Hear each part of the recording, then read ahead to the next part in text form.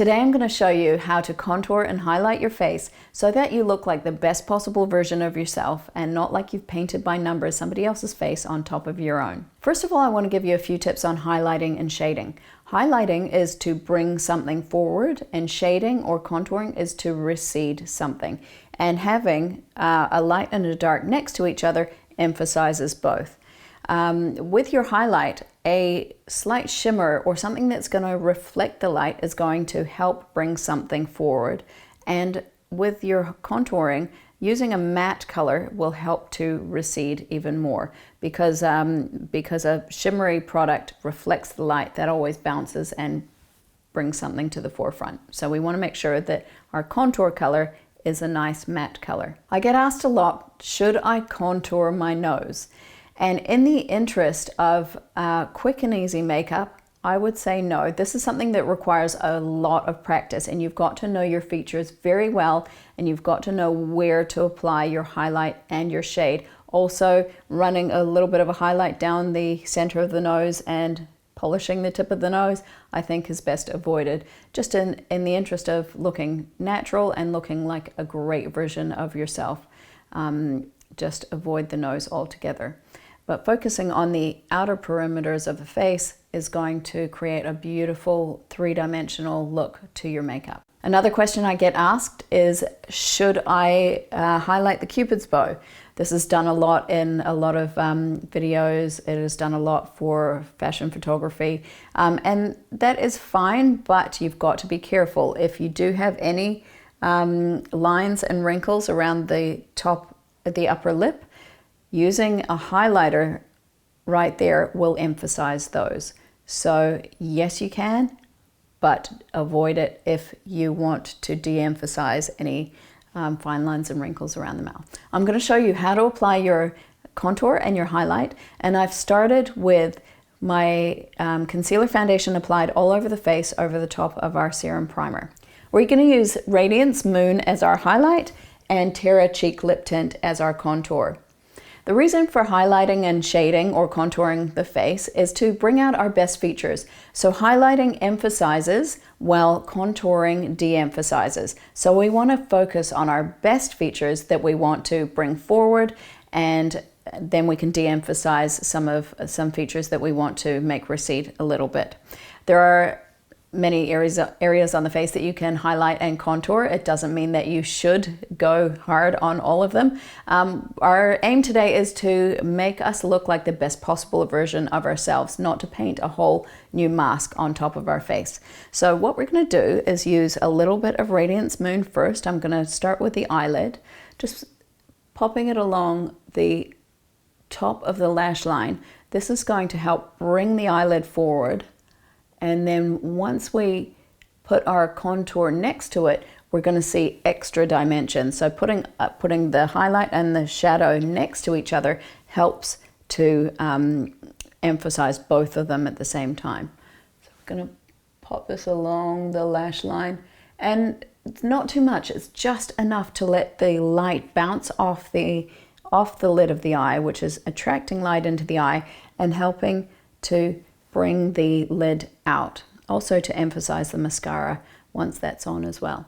And I'm just going to place a little bit in the inner corner of the eye too, because a lot of the time we have a depressed area on the inner corners of the eyes. So just bringing this into the inner corner helps to lift that as well. Look less tired, more awake, and brighter eyes. What we don't want to do with the eyes is we don't want to put our highlight up here. You can put your concealer color or foundation color up under the brows, but by putting a shimmery highlight under here will bring your brow bone forward even more. So that will, in effect, make the lid sink back in, because this is already more protruded than the lid.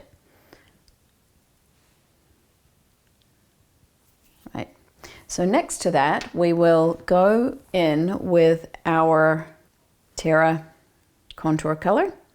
And Terra is a very, very strong color, so we only need a tiny, tiny bit at a time. I'm going to use it with a fluffy brush and aim to the socket of the eye. So just gently pressing that into the brow bone and blending up and out.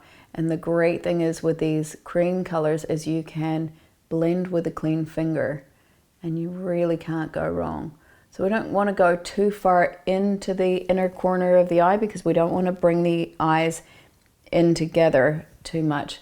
By putting too much dark in the middle of the, in between the eyes, collapses the eyes inwards a little bit. So we want to focus towards up and out with our blending, and then with a clean finger you can just blend that into place. And then the other side. So you see how the light and dark next to each other help to create even more dimension.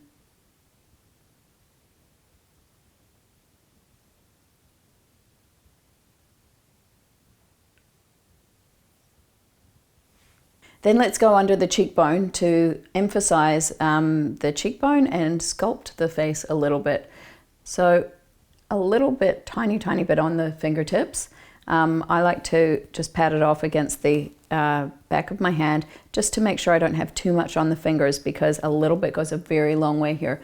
And to find where to put it, you'll find that little ridge. If you push your finger upwards, you'll find a little hollow underneath the cheekbone, and just pat that in place under there, and then with a clean finger you can blend that up onto the cheekbone.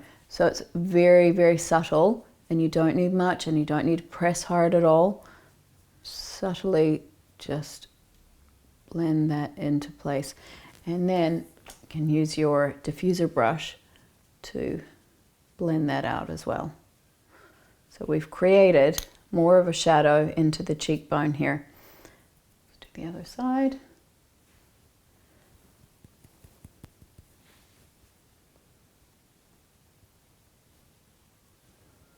So you're aiming down towards the corner of the mouth, but you're not coming in any further towards the center than your pupil. So looking straight ahead, draw a line down. You don't want your contour coming in any further than that. Otherwise, you'll be looking like a bit of a skeleton. So blending that up onto the cheekbone. And then a little bit more with your brush. Very softly blending it in with your diffuser brush. And to emphasize your contour, we're going to pop the highlight on top of it. Clean fingers again, Radiance Moon, and on top of the cheekbone here where the light would hit and bounce off. So we're going to pop that onto the top. Our Radiance Moon is very subtle. It doesn't have that grey stroby look that you can sometimes find. It is beautiful champagne color that suits most skin tones. So it's going to look like part of your skin, but just giving you a little bit more of a glow and somewhere for the light to bounce off of. So pairing those together, you're getting emphasized cheekbones and a bit of a sculpted look.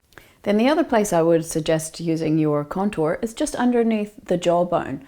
Don't need much again, a little bit on the fingertip, and just draw a line around the jawbone, and then getting your diffuser brush and blending that in. So we don't want to see any stripes of color, we just want to see that there's a shadow there. And then that little white patch under here is quite important as well. That helps to give a nice sculpted neckline.